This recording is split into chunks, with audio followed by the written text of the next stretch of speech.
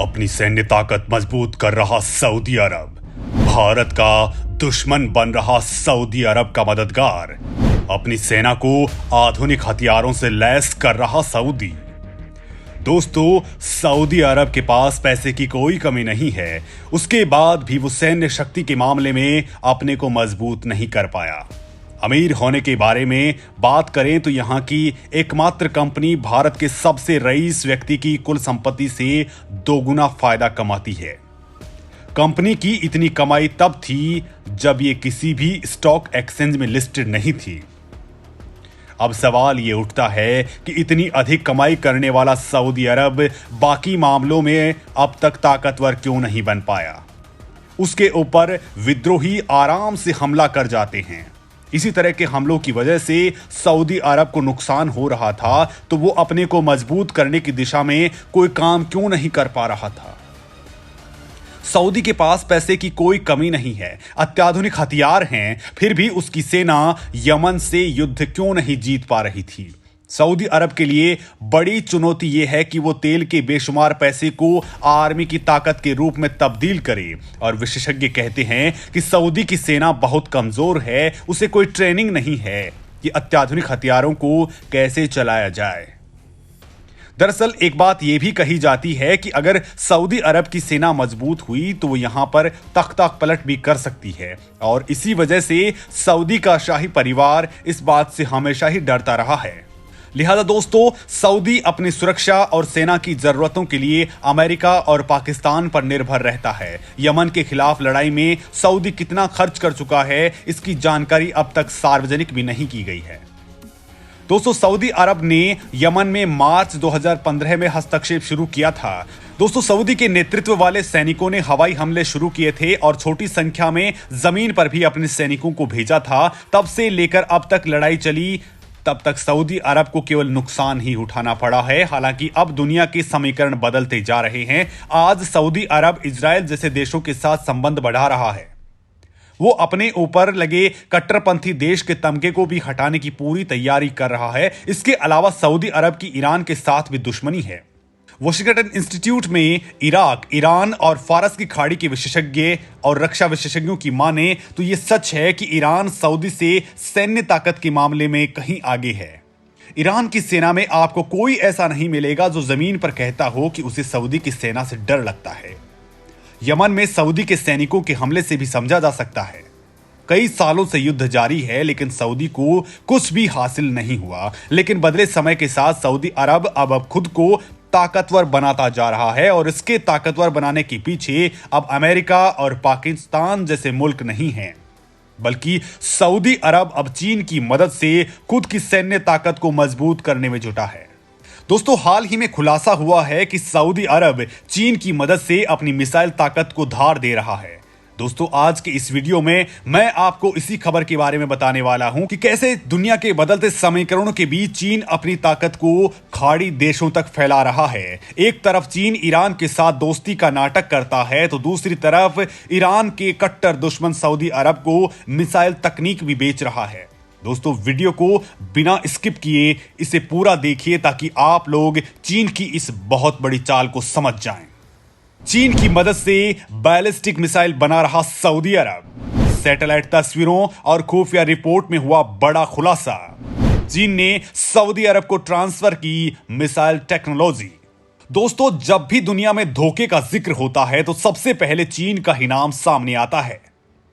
पिछले दिनों चीन और ईरान के बीच की जुगलबंदी पूरी दुनिया ने देखी थी। ईरान ने भी चीन पर भरोसा करके उसे कई प्रोजेक्ट्स का ठेका दे दिया था, लेकिन ईरान को भी पता नहीं था कि चीन उसके दुश्मनों की अंदर खाने मदद कर रहा है।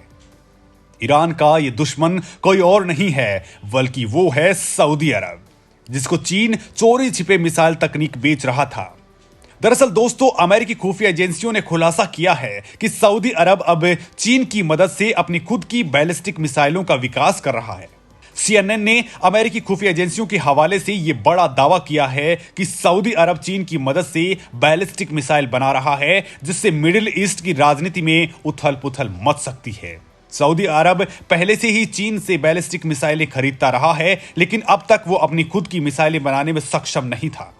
CNN ने सैटेलाइट इमेजों के आधार पर दावा किया है कि सऊदी किंगडम इस वक्त कम से कम एक जगह पर हथियारों का निर्माण कर रहा है। व्हाइट हाउस में नेशनल सिक्योरिटी काउंसिल समेत कई अमेरिकी खुफिया एजेंसियों के अधिकारियों को हाल ही के महीनों में इस टॉप सीक्रेट खुफिया जानकारी के बारे में ब्रीफिंग दी गई है, जिसमें बताया गया है कि चीन और सऊदी अरब के बीच संवेदनशील बैलिस्टिक मिसाइल तकनीक का बड़े पैमाने पर ट्रांसफर किया गया है।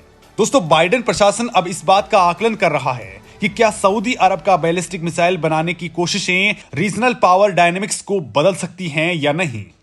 सऊदी अरब के मिसाइल निर्माण करने से गल्फ के देशों के बीच ताकत का संतुलन बिगड़ने की संभावना जताई जा रही है, क्योंकि सऊदी अरब और ईरान के बीच दुश्मनी है। अमेरिका, यूरोप, इजराइल और खाड़ी के देश ईरान पर अपना मिसाइल कार्यक्रम आगे नहीं बढ़ने देने का दबाव डलाते रहे हैं। ईरान के साथ इन देशों की न्यूक्लियर डील पर बातचीत भी फेल हो रही है। लेकिन दोस्तों, इस बीच अगर ये खबर आती है कि सऊदी अरब खुद मिसाइलों का निर्माण करता है, तो ईरान को मिसाइल बनाने से रोकना अमेरिका के लिए बहुत ही मुश्किल हो जाएगा। भले ही अमेरिका और सऊदी अरब के बीच अच्छे संबंध हैं, लेकिन अब ईरान को परमाणु समझौते के लिए तैयार करना अमेरिका के लिए टेढ़ी खीर होने वाला है। शिया बहुल ईरान और सुन्नी बहुल सऊदी अरब की क्षेत्रीय दुश्मनी जगजाहिर है और ईरान और सऊदी लंबे वक्त से दुश्मन हैं। और अब जबकि सऊदी अरब बैलिस्टिक मिसाइलों का निर्माण कर रहा है, तो इस बात की संभावना कम हो रही है कि तेहरान बैलिस्टिक मिसाइल कार्यक्रम को रोकने पर सहमत हो पाएगा। दरअसल दोस्तों, ईरान के बैलिस्टिक मिसाइल निर्माण पर पूरी दुनिया का ध्यान है और कड़े प्रतिबंध लगाए जा चुके हैं, लेकिन सऊदी अरब के मिसाइल निर्माण को लेकर कोई जांच ही नहीं की गई। अब जब यह दुनिया के सामने आ चुका है, ऐसे में मुश्किल सबसे ज्यादा अमेरिका के सामने ही होने वाली है, क्योंकि सऊदी अरब और अमेरिका की दोस्ती काफी जगजाहिर है और यह बहुत गहरी है। ऐसे में अमेरिका के लिए सऊदी अरब को रोकना काफी मुश्किल साबित होने वाला है। तो वहीं सऊदी अरब को मिसाइल तकनीक देने के मामले में चीन का कहना है कि दोनों देश व्यापारिक रणनीतिक साझेदार हैं और सैन्य और व्यापार के क्षेत्र में सभी क्षेत्रों में मैत्रीपूर्ण सहयोग बनाए हुए हैं। इस तरह का सहयोग किसी भी अंतर्राष्ट्रीय कानून का उल्लंघन नहीं करता है और इसमें सामूहिक विनाश के हथियारों का प्रसार भी शामिल है। हालांकि सऊदी अरब किसी और देश के साथ ये डील करता तो शायद अमेरिका को ज्यादा नहीं खटकता, लेकिन सऊदी अरब ने तो चीन से दोस्ती कर ली है, जो अमेरिका का दुश्मन नंबर 1 है, और यही बात अमेरिका को खटक सकती है। दरअसल दोस्तों, कुछ साल पहले तक सऊदी अरब की सेना काफी बेहतर नहीं थी, उसके पास अच्छे हथियार हैं, लेकिन सऊदी अरब की सेना के पास अनुभव की बहुत बड़ी कमी है। माना जा रहा है कि अब सऊदी अरब अपनी सेना की ताकत बढ़ा रहा है और इन मिसाइलों का निर्माण करना इसी दिशा की ओर बढ़ता कदम है। Stockholm International Peace Research Institute के मुताबिक सऊदी अरब 2017 में सैन्य खर्च के मामले में तीसरे स्थान पर रहा था। उसका रक्षा बजट 69.4 अरब डॉलर का था। ये मध्य पूर्व के 5 बड़े देश इराक, इजराइल, अल्जीरिया और ओमान के कुल सैन्य खर्च से भी ज्यादा था। सऊदी अरब की सेना के पास 1142 टैंक हैं। दोस्तों, भारत के बाद सऊदी अरब दुनिया में सबसे ज्यादा हथियार आयात करता है। इसके अलावा सऊदी अरब के पास 322 रॉकेट प्रोजेक्टर्स हैं। साथ ही सऊदी अरब की एयरफोर्स के पास 844 एयरक्राफ्ट्स हैं। दोस्तों, सऊदी अरब की रॉयल एयरफोर्स के पास यूरोफाइटर टाइफून भी है। इतने अत्याधुनिक हथियारों से लैस होने के बावजूद सऊदी अरब यमन के खिलाफ युद्ध में उलझता ही रहा है। हालांकि अब वो चीन की मदद से मिसाइलें तैयार कर रहा है, लेकिन इसका फायदा क्या जब इसे चलाने में ही वो लोग सक्षम नहीं हैं। हालांकि सऊदी अरब कई ऐसे काम कर रहा है जिसको देखकर लगता है कि वो खुद को समय के साथ बदल रहा है। केवल सैन्य क्षमता की दिशा में ही नहीं, बल्कि सऊदी अरब अब अपनी छवि को भी बदल रहा है। दोस्तों, इस वीडियो में आगे मैं आपको बताऊंगा कि सऊदी अरब की इसी बदलती छवि के बारे में।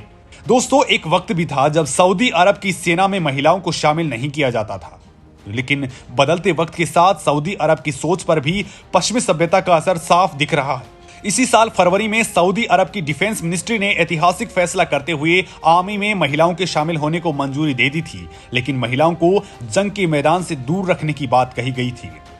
किसी भी देश के लिए उसकी सेना में महिलाओं का प्रतिनिधित्व ऐतिहासिक होता है, और जब देश सऊदी अरब जैसा हो जहां महिलाओं पर तमाम तरह की पाबंदियां हों, वहां महिलाओं को सेना की वर्दी पहनने का अधिकार मिलना ही बहुत बड़ा फैसला था। दरअसल दोस्तों, दुनिया का सबसे कट्टर मुस्लिम देश समझे जाने वाला सऊदी अरब अब खुद को बदलने की कोशिशों में लगा हुआ है। बीते कुछ वक्त में यहां काफी कुछ देखने को मिला है जो बताता है कि कट्टर सोच को पीछे छोड़ सऊदी अब दुनिया के 7 कदम ताल कर रहा है। इसका सबसे बड़ा उदाहरण रेव पार्टीज और म्यूजिकल फेस्टिवल्स का आयोजन है, जिसमें पुरुषों के साथ साथ महिलाओं को भी वेस्टर्न लिबास में देखा गया है।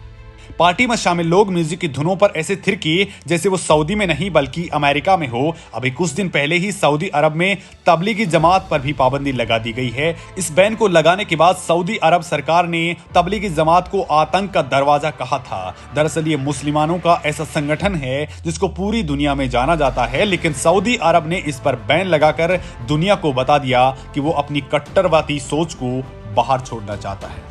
और दोस्तों, इस वक्त सऊदी अरब में बड़ी तेजी से थिएटर्स खुल रहे हैं ताकि वहां पर लोग अच्छे से फिल्में भी एंजॉय कर सकें।